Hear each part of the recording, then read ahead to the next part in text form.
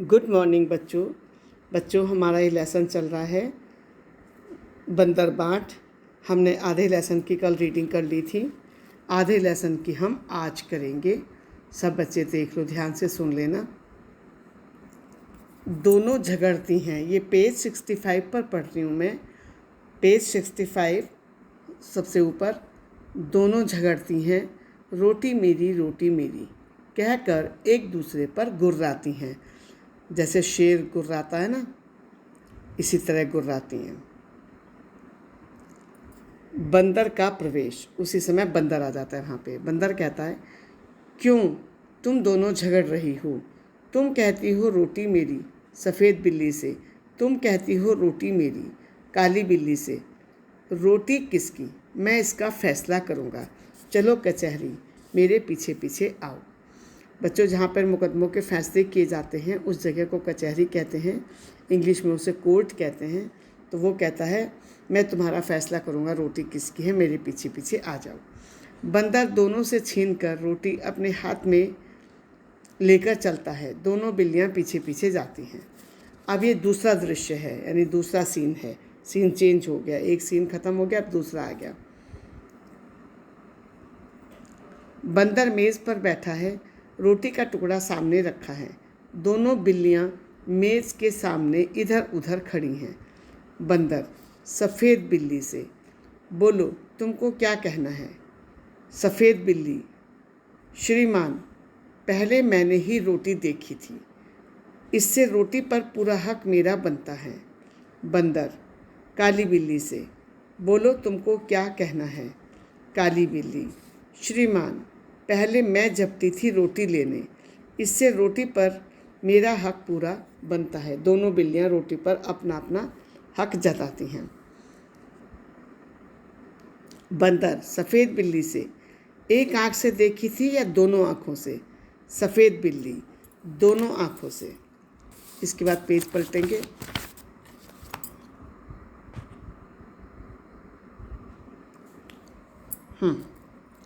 अगले पेज पर रीडिंग करेंगे। पेज 66 है बच्चों ये।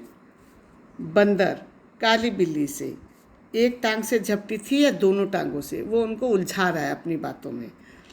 काली बिल्ली, दो टांगों से, दोनों टांगों से। बंदर, तुम दोनों का था गवाह भी?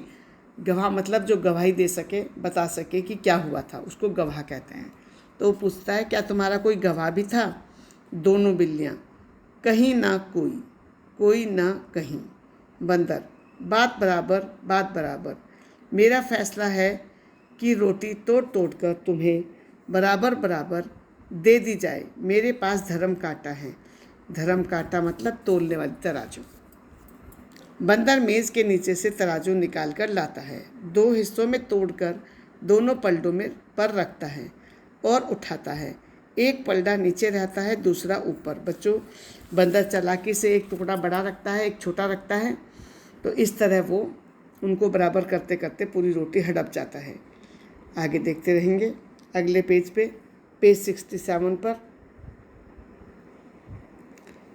बंदर, यह टुकड़ा कुछ भारी निकला, इसमें से थोड़ा खाकर हल्का कर दूं।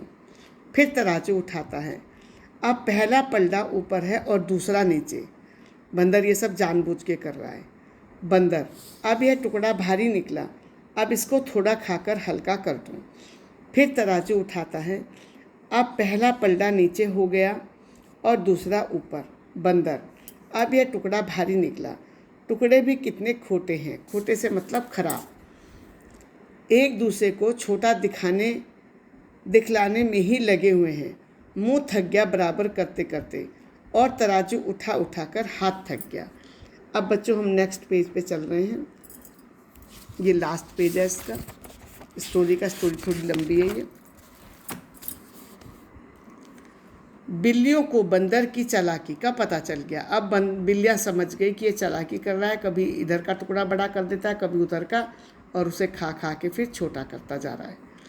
हाथ मलती हुई बड़ी उदासी से एक दूसरे को देखते हुए।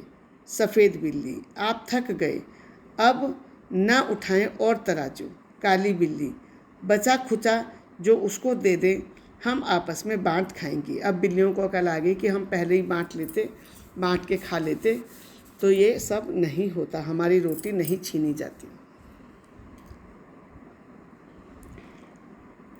बंदर, नहीं नहीं, तुम फिर झगड़ोगी, मैं झगड़े की जड़ ही काटे देता हूँ, बचा खुचा भी खा लेता हूँ। इतना कहकर बची खुची रोटी भी बंदर खा जाता है और तराजू लेकर भाग जाता है। यहीं पे नाटक का अंत होता है। दोनों बिल्लियों का लास्ट का डायलॉग है, देख लो जरा। दोनों बिल्लियाँ आपस में झगड़ा कर बैठी, बुद्धि अपनी खोटी, अब पछताने से क्या होता है, बंदर हड़पा रोटी। अब बिल्लियों को समझ में आ जाती है कि जब बंदर ने रोटी हड़प ली तो अब पछताने से कोई फ़ायदा नहीं है, जब बंदर रोटी लेकर भाग चुका है। बच्चों, लेसन की रीडिंग में आज यहीं तक। बाकी हम कल इसके न्यू वर्ड्स और क्वेश्चन आंसर वगैरह बाद में देखेंगे। थैंक यू बच्चों।